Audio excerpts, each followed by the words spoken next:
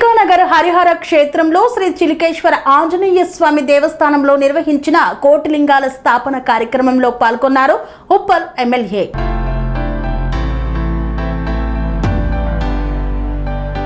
చిల్కానగర్ హరిహర క్షేత్రం శ్రీ చిలికేశ్వర ఆంజనేయ స్వామి దేవస్థానంలో నిర్వహించిన కోటిలింగాల స్థాపన కార్యక్రమంలో ఉప్పల్ ఎమ్మెల్యే బండారి లక్ష్మారెడ్డి ముఖ్య అతిథిగా పాల్గొన్నారు.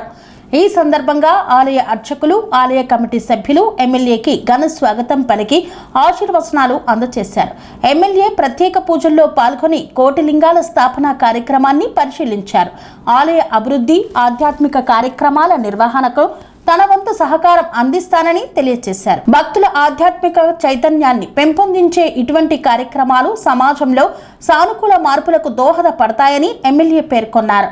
ఈ కార్యక్రమంలో ఆలయ కమిటీ అధ్యక్షుడు దాసరి కృష్ణ, ఆలయ కమిటీ సభ్యులు, బీఆర్ఎస్ పార్టీ నాయకులు, కార్యకర్తలు తదితరులు పాల్గొన్నారు.